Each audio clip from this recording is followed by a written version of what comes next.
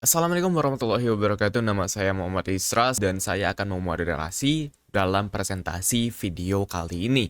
Jadi di sini saya berasal dari kelompok 7 untuk membuat aplikasi travel online yang beranggotakan yaitu ada Ilham Habibie Hasibuan dan ada Muhammad Ilham Hatta dan ada saya sendiri, Muhammad Isra Almasa, dan ada Nanda Janata. Oke, jadi latar belakang dari permasalahan kali ini itu adalah travel merupakan usaha yang bergerak di bidang jasa yang memiliki tujuan untuk menyiapkan sesuatu perjalanan bagi seseorang.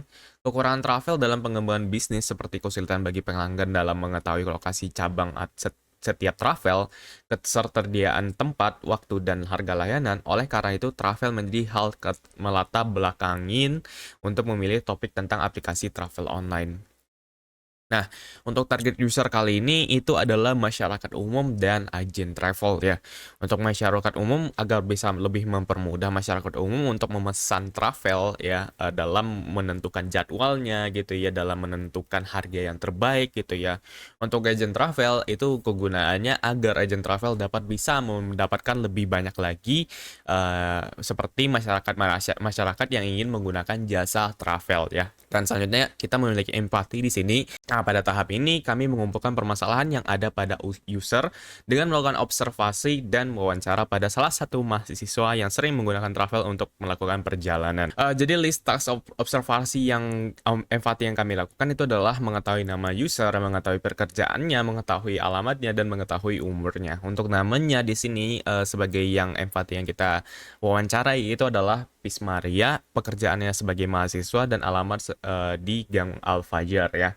Dan umurnya 22 tahun. Di sini untuk wawancaranya yang kami tanyakan itu adalah kesulitan apa yang Anda rasakan ketika memesan travel konvensional, bagaimana cara Anda memesan travel jika Anda maupun mengenal Anda tidak mengetahui nomor agen travel, apa yang akan Anda lakukan, bagaimana Anda mengetahui jadwal keberangkatan travel. Selanjutnya, jika agen travel lupa bahwa Anda sudah memesan travel dan Anda ketinggalan travel, apa yang Anda lakukan, bagaimana cara Anda memberitahu alamat penjemputan Anda kepada agen travel, apakah travel yang pernah Anda gunakan dapat melakukan penitipan barang, jika iya bagaimana mekanisme penitipan barangnya, apakah ada saran dari Anda ke depannya dalam memesan travel agar lebih mudah ya di sini ya. Di sini adalah user personanya. Selanjutnya kita melakukan tahapan define setelah melakukan wawancara dan mendapatkan jawabannya ya. Nah, selanjutnya untuk pain point yang kita dapatkan dari wawancara tersebut itu adalah seperti ini, kesulitan dalam memesan travel gitu ya, karena tidak mengetahui nomor agen travel, nomor HP-nya dia, penumpang tidak mengetahui jadwal berangkatan, karena jadwal keberangkatan itu kalau misalnya tidak ada karena kalau misalnya jadwal keberangkatan itu biasanya itu secara random karena travel itu dia tuh ngasih info itu nelfon terlebih dahulu dan kadang-kadang nelfonnya itu terlalu lama gitu ya. Jadi kebanyakan orang jadi nggak tahu gitu loh dari meleset lewat jam itu juga lumayan sering gitu. Nah, tidak dapat membooking atau memesan jadwal sesuai yang diinginkan gitu ya. Khususnya dalam memberitahu alamat penjemputan kepada supir travel. Ketika pesanan terlalu banyak, tak jarang penumpang diabaikan atau slow respon dari agen travel. Agen travel kesulitan mencari penumpang karena yang memiliki nomor agen saja yang dapat memesan. Beberapa agen tidak dapat melakukan penjemputan karena tidak mengetahui lokasi rumah penumpang. Nah, how might we yang kita lakukan itu ya, itu membuat sebuah aplikasi yang dapat memesan travel secara online, menambahkan fitur-fitur agent travel bergabung dalam aplikasi. Jadi, dalam satu aplikasi kita memakai atau bekerja sama dengan banyak agent travel untuk menyediakan layanan jasa travel gitu ya. Membuat sebuah fitur yang dapat membuat penumpang dan agen travel dapat berkomunikasi, menyediakan fitur jadwal pembookingan travel sesuai yang ada diingin penumpang, memberikan data spesifik pada agen travel yang akan dipesan, menyediakan fitur penjemputan penumpang oleh agen travel via map ya. Jadi agar lebih akurat lagi dan agar lebih mudah lagi dalam penjemputan penumpangnya di sini ya. Nah, untuk affinity mappingnya, di sini kita membuat user experience, menjemput fitur, menjemput via map, membuat fitur jadwal serta harga, membuat fitur chat, dan membuat fitur riwayat pesan. Dan user interface-nya, tampilan yang menarik, tampilan yang user friendly, tampilan simple dan modern, tampilan tidak membosankan. Dan itu adalah perkenalan tentang aplikasi yang ingin kita buat ya. Selanjutnya akan dijelaskan oleh Ilham Habibie Hasibuan untuk bagaimana penjelasan sistem prototipe pemesanan tiket oleh penumpang. Baiklah, di sini saya Ilham Habibie Hasibuan akan menjelaskan tentang prototype pada menu pemesanan tiket travel pada aplikasi GoPel yang dilakukan oleh penumpang, dimana pada page yang pertama akan muncul dua menu, yaitu menu yang pertama adalah menu login dan menu yang kedua adalah menu daftar. Pertama kita akan mencoba pada menu daftar terlebih dahulu.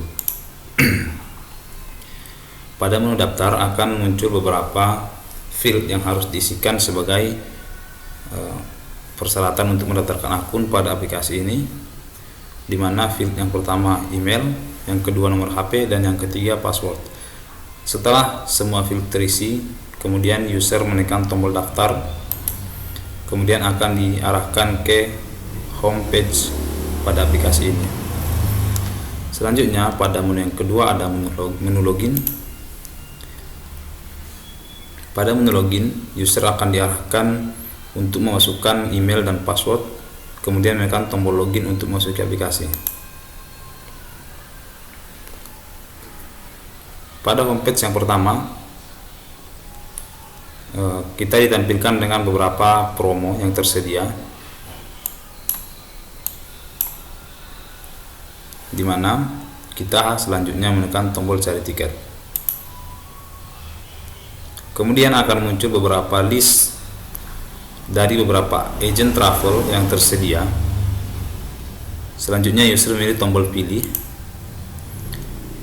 dan setelah user menekan tombol pilih, maka akan muncul pop-up pemilihan tempat duduk pada travel dengan indikator warna hijau tempat duduk masih tersedia dan warna hitam tempat duduk sudah tidak tersedia lagi.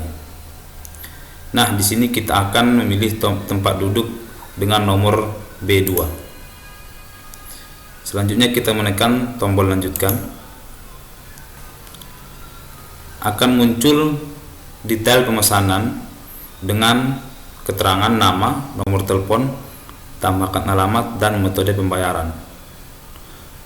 Pada list tambahkan alamat, user bisa menambahkan alamat melalui maps yang tersedia.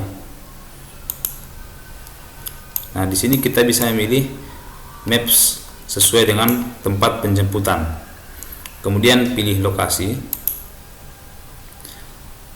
Setelah user memilih lokasi penjemputan, maka akan muncul barcode untuk melakukan pembayaran tiket travel sesuai dengan tempat penjemputan dan tujuan travel tersebut. Kemudian user menekan tombol bayar.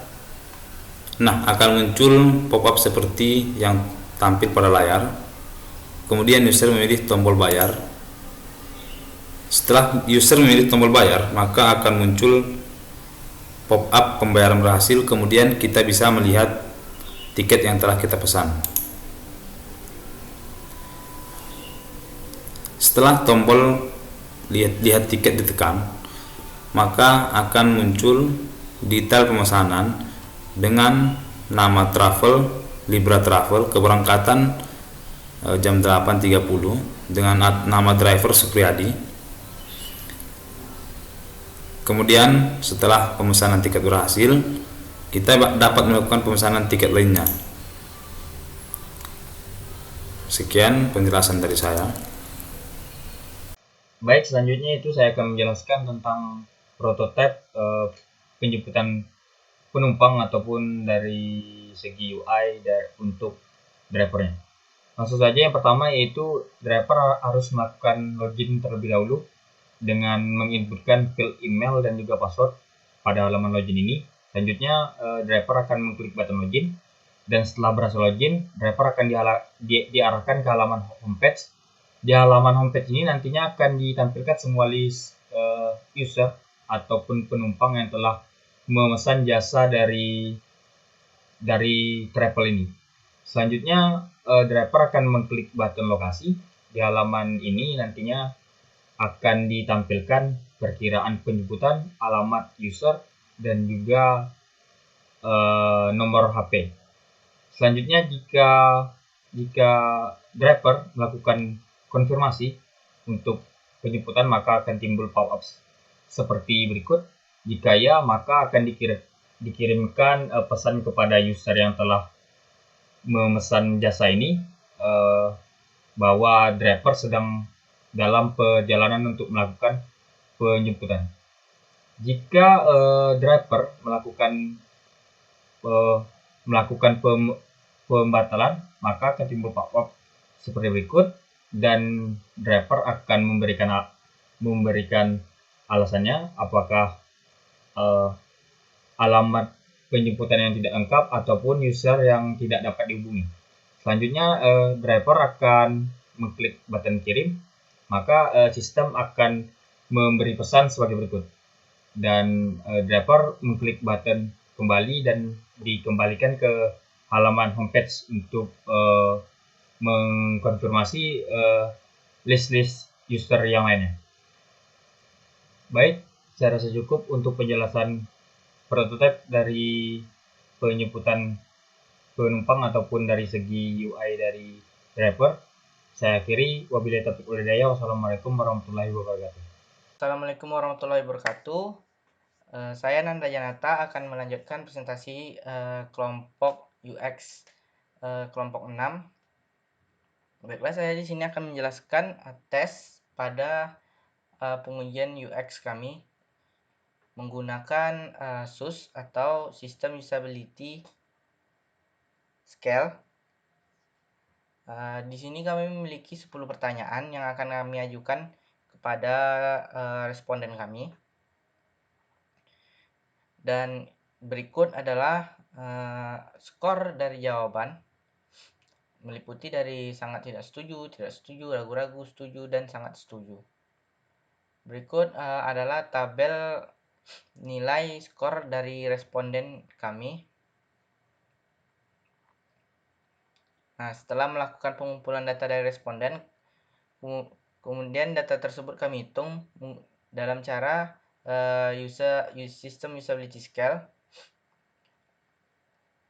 Untuk melakukan perhitungan skor SUS, ada beberapa aturan yang harus kita ikuti. Yang pertama yaitu setiap pertanyaan bernomor ganjil, skor setiap pertanyaan didapati dari skor pengguna akan dikurangi 1. Yang kedua, setiap pertanyaan bernomor genap, skor akhir didapati dari nilai 5 dikurangi skor pertanyaan yang didapat dari pengguna. Yang ketiga, skor SUS didapat dari hasil penjumlahan skor setiap pertanyaan yang kemudian dikali 2,5. Aturan penghitungan skor berlaku pada satu responden.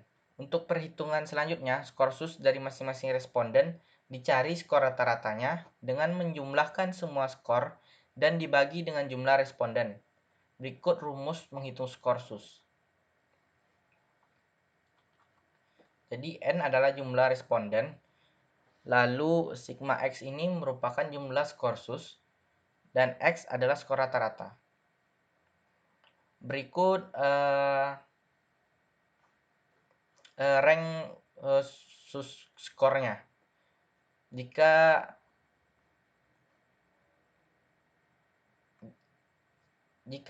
rata-rata SUS skornya berada di 50, berarti aplikasi atau sistem UX yang kami buat oke. Lalu kalau di atas 70 berarti bagus.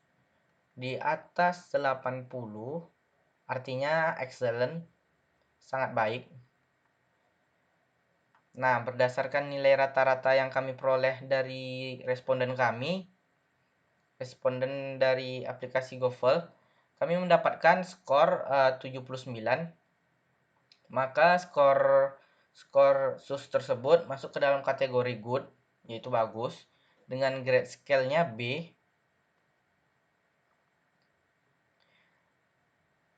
Grade scale-nya C, yang artinya secara usability berdasarkan data tersebut mendapatkan penilaian dapat diterima.